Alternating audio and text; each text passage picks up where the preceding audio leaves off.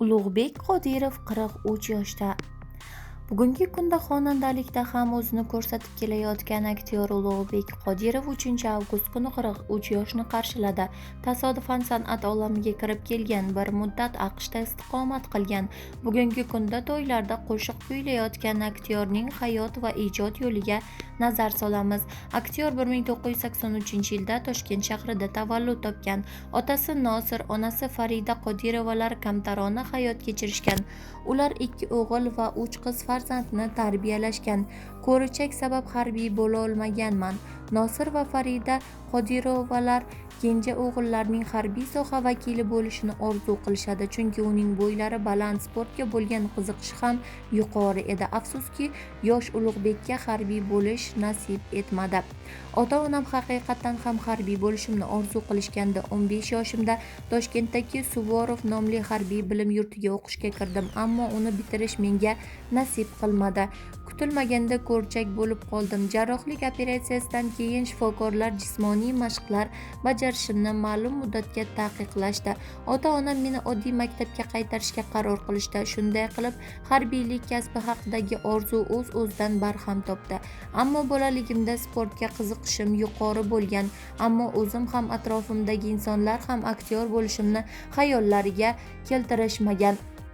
Bolaligim boshqalarnikidan farqli o'tgan deya olmayman. Ota-onam kun bo'yi ishda bo'lishardi, biz esa uyda qolardik. Onam uy ishlarini bajarishimizga bo'lib ketardi. Hamma zimmasiga yuklatilgan ishni qilishga majbur edi. Dadam o'qimishli inson bo'lgani uchun Saodat jurnaliga obuna bo'lardi.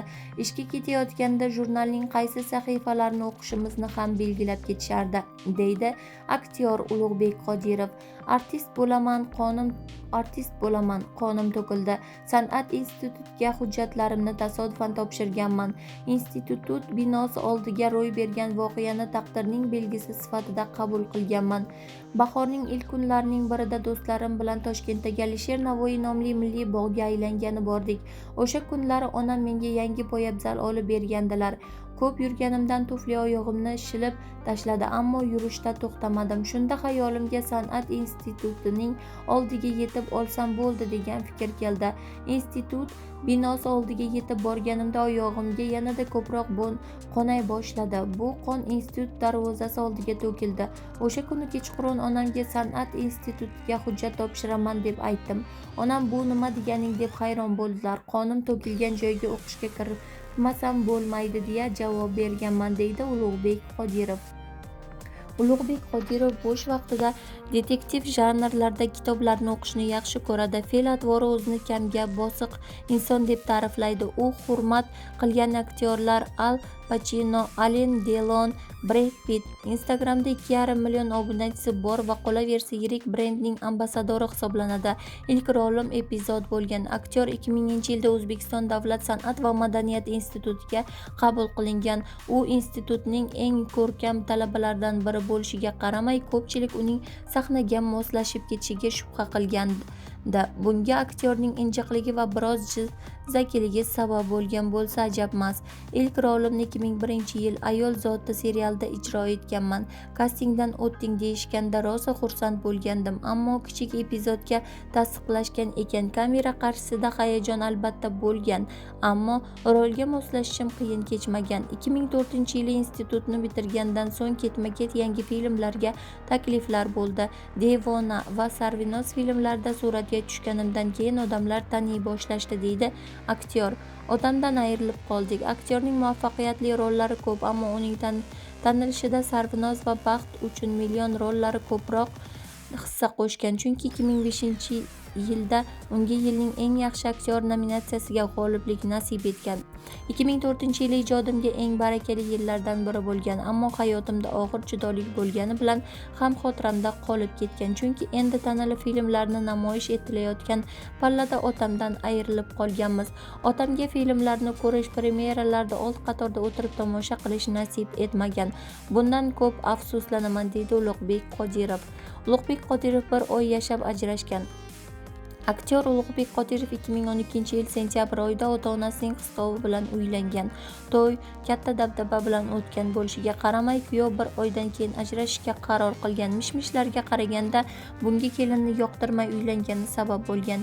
2013-yilning aprel oyida esa aktyor Shahrizoda guruhining a'zosi Aziza bilan oila qurgan. Ular 2014-yil qiz, 2016-yilda esa o'g'il farzandli bo'lishganini ma'lum qilishdi. Rol uchun 25 kilogramm vazn yo'qotgan. Aktyor Ulug'bek Qodirov uchun qisqa muddatda ozish yoki semirish muammo emas. U aka filmi uchun 26 kilogrammga semirgan. Baron filmi uchun esa avvalgi vazniga qaytishga to'g'ri kelgan. Aktyor qisqa vaqtda 25 kilogramm vazn tashlashga muvaffaq bo'lgan. Aktyorning ta'kidlashicha, u to'plagan 120 kilogramm vaznda rol va salomatligi uchun voz kechishga to'g'ri kelgan. Bu yil ham rol uchun katta vazn tashlashimga to'g'ri keldi. Osiyo Arsloni filmida asosiy rolni ijro etyapman. Kuchaytirilgan parhez sabab 25 kilogramm vazn tashladim, deydi u. Ulug'bek O'zbekistonda xafa qilishgandi. Ulug'bek Qodirov oilasi bilan AQShga ko'chib ketganligini ma'lum qilgandi, ammo biror marta xorijga ketishining sabablarini ochiqlamadi. Faqatgina uning yaqin do'sti va sport murabbiysi Habibulla Nizomov bunga ayrim sabablarni ma'lum qilgandi. Filmlarda o'zbek aktyorlarining salbiy rol yoki ikkinchi darajali rollarni berib, asosiy rollar rus yoki turk aktyorlarida berila boshladi. Bu filmda kelishga gonorarni berishmagan. Qayta so'rab, agar pulimni bermasangiz dublyajga bormayman deganimdan keyin kinoni buyurtma qilgan. Tashkilotga ro'baro qilib qo'ygan. Tasavvur qiling, gonorarni kelishgan odam qo'rqitish uchun boshqa tashkilotni ro'baro qilib qo'ygan.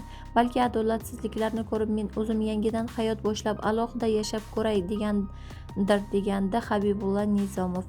AQShda pitssa tarqatish bilan shug'ullanganmi?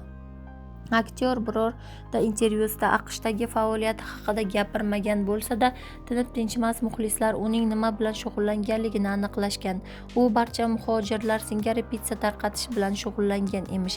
Aktyor bir necha yillik xorij safaridan so'ng O'zbekistonga qaytdi va bir qator tarixiy loyihalarda suratga tushdi. U suratga tushgan Alfos seriali ham ko'plab shov-shuvlarga sabab bo'ldi. Bundan tashqari, aktyor bugungi kunda xonandalik faoliyatini ham boshlagan. To'y xizmatlarida o'z ijrosidagi qo'shiqlarni kuylab kelmoqda.